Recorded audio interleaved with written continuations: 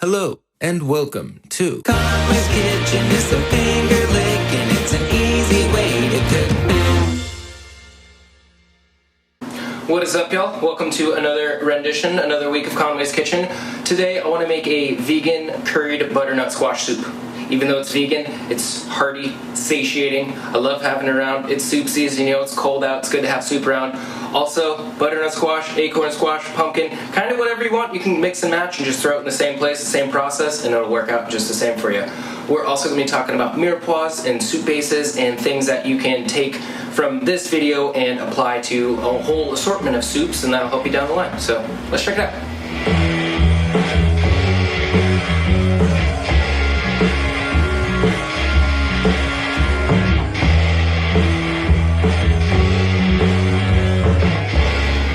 Everything is ready here. With this, by far, the thing that takes the longest is the butternut squash. So we have our oven set to 425, and you want to cut this in half and scoop all the seeds out and place it on the sheet.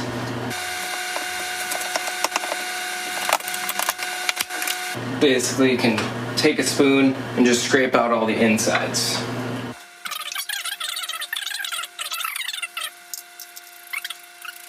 I've actually never seen the inside of a butternut squash. I've never looked. Sometimes they got the seeds like all the way up, so this one's actually pretty generous. But yeah, it looks like pumpkin, right? Like it kind of smells like pumpkin too. So they're all very closely related, which is why you can sort of just add acorn squash or pumpkin or whatever you want with the soup and call it good.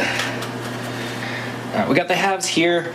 You want the skin side down, so you're going to roast them face up. A little bit of olive oil, a little bit of salt, pepper. Just enough to kind of go around. You don't need to add too much salt, too much oil, anything like that. And you can kind of just use your hands and spread it around a little bit. Get that cat hair off your hands.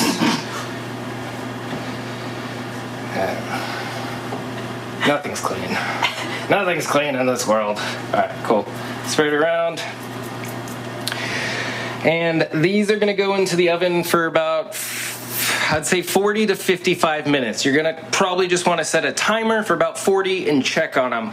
And you're going to be looking for them to be like pretty brown and like really fork soft, so you can just kind of scoop it out of the skin itself, but you do want to keep it with the skin on. So throw it in the oven for about 40 to 60 minutes. I'm going to set a 40-minute timer.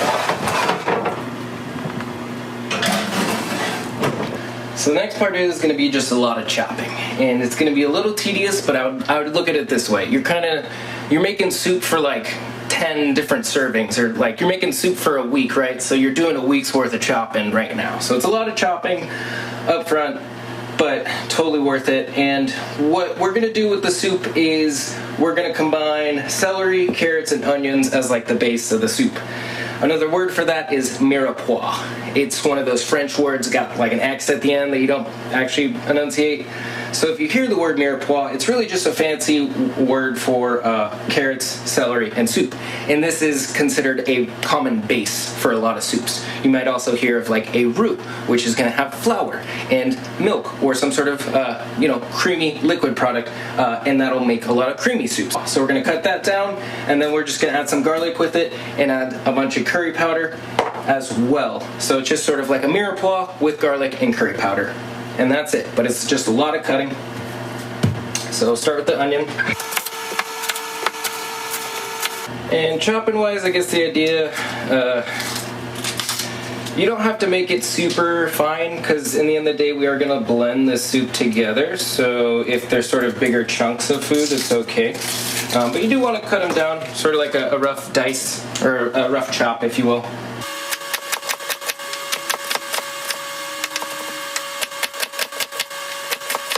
And we got one whole onion and celery. Probably going to use about 3 stalks of celery. I could be wrong, but I think my understanding of a mirepoix is it's sort of like equal ratio carrot, celery, onion.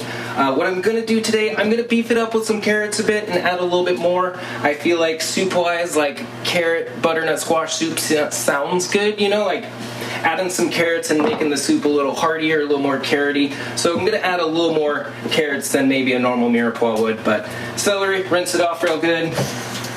And basically you wanna cut off the white part here at the bottom so you can line them up, and basically where it starts to get green, and you have the green there. And we got white paper towel underneath the cutting board. Keep it nice and secure so we can cut quickly.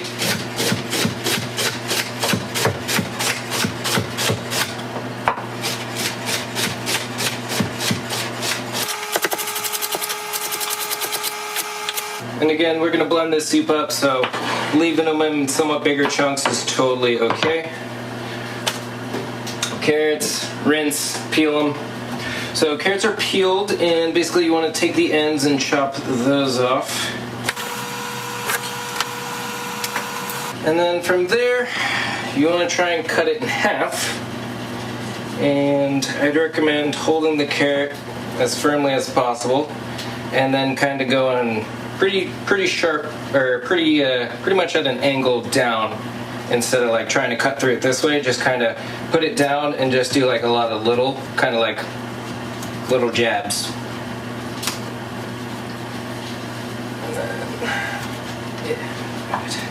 So you got them in half here, flip them over, do the same thing, try and cut it in half again.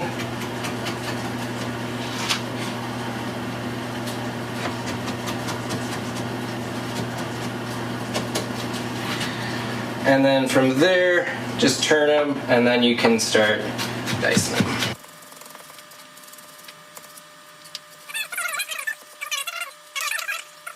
It's a similar thing here, just cut it in half.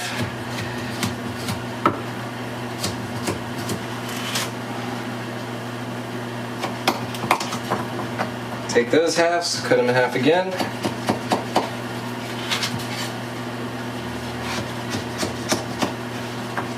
And it is a lot of chopping, but again, this is like a week's worth of chopping, so you're just front loading it, and then turn it sideways, and then just dice it down.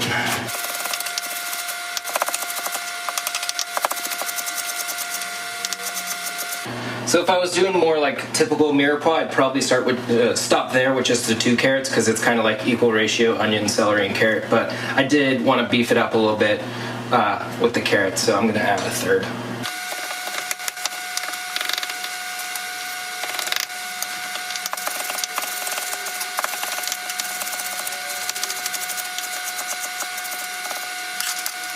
Alright, last thing we need to chop, garlic. Kind of dealer's choice on this one. I'm probably going to use 4 to 5 cloves. Cloves are a little small. I'm going to start with 6. I'm just going to chop it up and kind of see how far that gets me. Garlic wise, to get the skin off, if you hold your knife sideways and just kind of press on it a little bit, you'll hear it crunch, and then that'll just allow you to kind of peel the skin off from there, and then you can just rinse and repeat.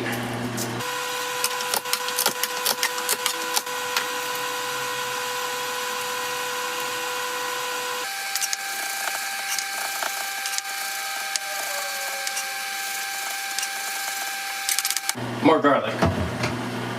Not enough garlic. Those cloves are smaller than I thought. So, gonna add another 2 or 4. I don't know. More garlic. I love garlic.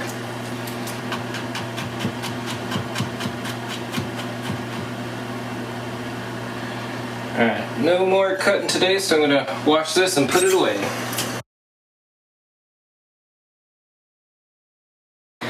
Got about a minute left on the squash timer.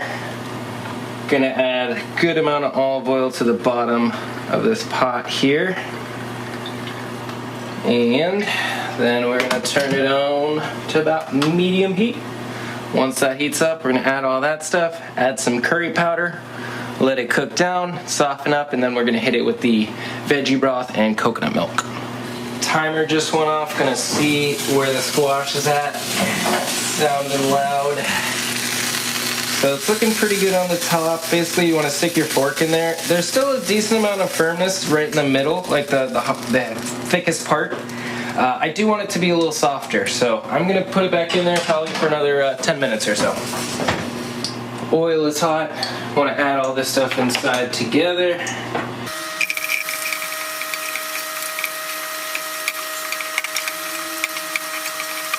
And for the curried elements of this all, curry powder here, feel free to add like a lot. It's, I'm actually just gonna take this lid off. Coconut milk will absorb a lot of the flavor.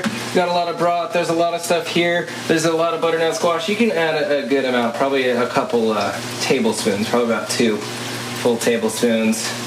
And you can kind of just double check by stirring everything around, and you want to sort of see the curry powder cover everything and sort of dispersed throughout. So I just added that amount. Probably gonna add a tiny bit more there too. Just because, I mean, the recipe calls, you know, it says curried butternut squash, but it really just kind of tastes like a normal butternut squash soup with just a bit more flavor to it. So you can add a lot of curry there, curry powder there. So got that. Basically, we're just gonna keep stirring it around until everything's soft, and then we're gonna add our liquids. 10-minute timer went off for the squash. These are starting to look a little better. You can see they're quite a bit darker. You press the fork in, it's way softer on the inside, hardly any resistance there. So we're gonna put them here. You wanna let them cool for about 10 minutes or so, and then we're gonna just kind of scoop everything out and leave the skin. Just to keep it from browning, just keep it stirring a little bit. If you notice there's not enough oil at the bottom, you can always hit it with a little more oil. But this, keep stirring, cook it down for probably about 7-ish minutes.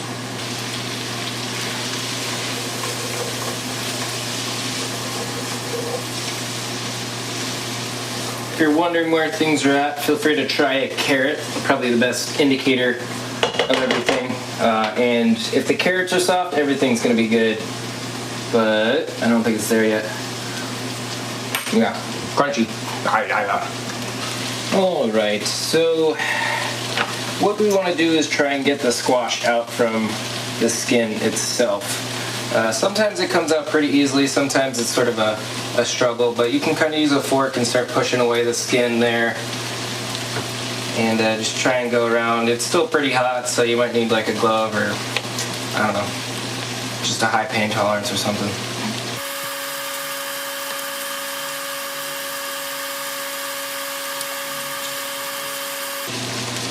Let's see if that's a little bit out of this a little bitter.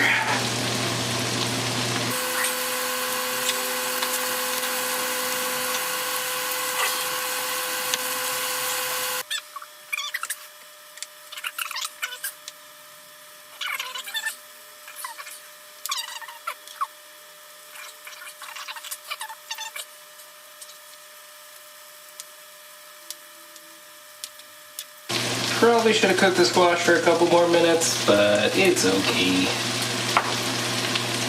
It's just sort of, some of these last bits are just a little firm on the inside and just kind of goes to show how long these squashes actually take to cook. One.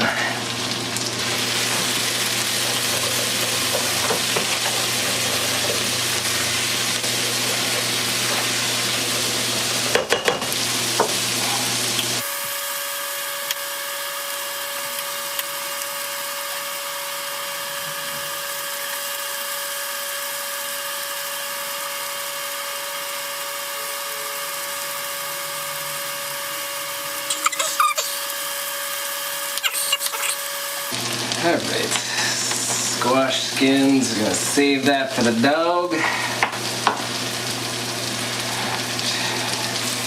So, carrots are soft. Coconut milk, tire can.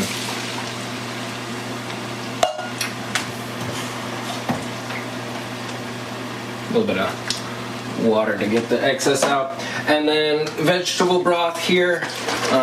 Probably gonna use about 3/4 of this, so about 3 cups. I would say if you're looking to sort of eat a lot of this day of when you make it, maybe add like 2.5 cups.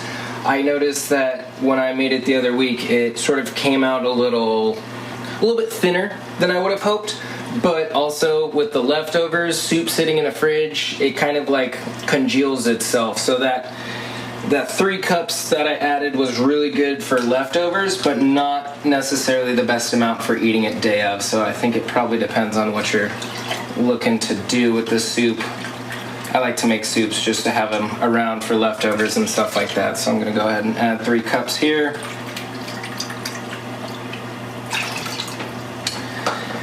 All of this butternut squash.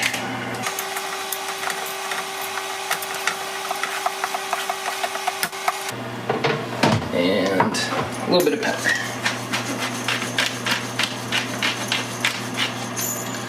Turn the heat up, stir that around, bring it to a boil.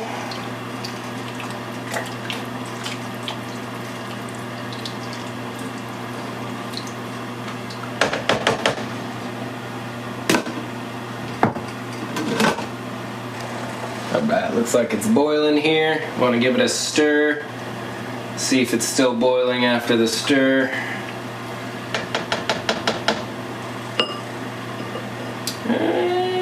Not quite. Gonna let it heat up just a little bit longer. Alright, boiling again. Just been like 10 seconds. Let's see if it's actually boiling. Kind of just want to see it like come right back to a boil. And you see it is boiling there. Great. So lid on, heat down, low, probably about 2 on the Richter scale there. And then you're gonna simmer it about 5 to 7 minutes or so.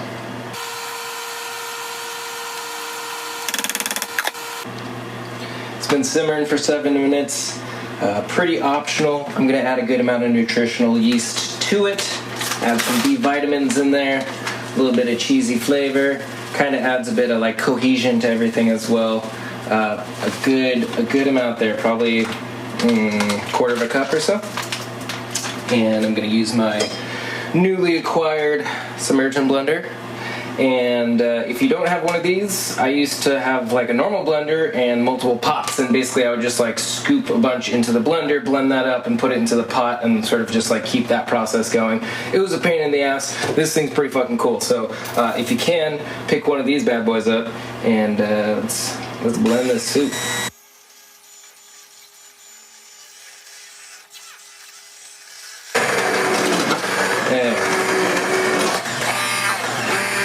Courtney's like just afraid, you know? Yeah, I know. I can see it. I can see the fear. There. It's okay that it makes that noise. I know, but I can feel it sucking me in. Like quicksand or like I'm fishing or something. Oh, Nelly. Oh, Nelly. I got a big one here. Oh, Nelly.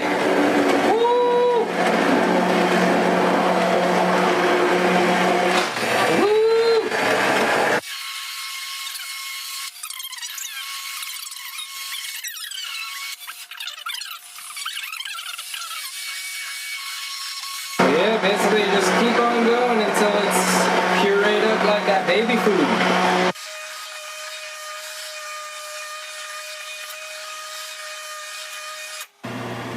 Seems like a good time to stir it around, see if I missed any chunks. Try a little bit, because I didn't really add a whole lot of salt.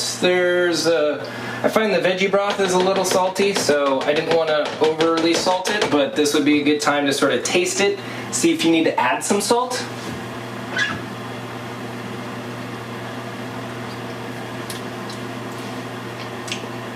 Yes. A little bit of salt, a little more pepper. Stir that up. I don't notice any big chunks or anything like that. And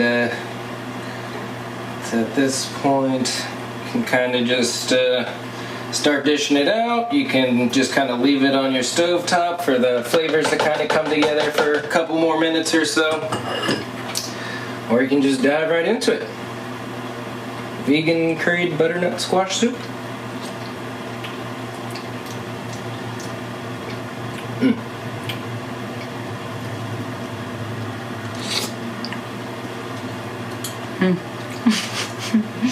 I like this one. It's a good soup. It's good soup.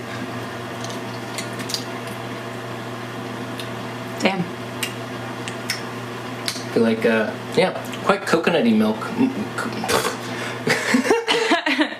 I was gonna say I can taste the extra carrot, but Okay, maybe that's what it's heartier. It does taste heartier than the last time we made it, which is weird because it's basically the exact same thing I made last time. But that's the fun thing. It's always the yeast. It's always a little different. I'm pretty sure I put nutritional yeast in it last time. I really don't think so. Maybe. Yeah. Soup. Now we just got like a bunch of soup. This is like a week's worth of soup, if not more. Yeah. Healthy, hearty, delicious. Signing off, y'all. See you next week.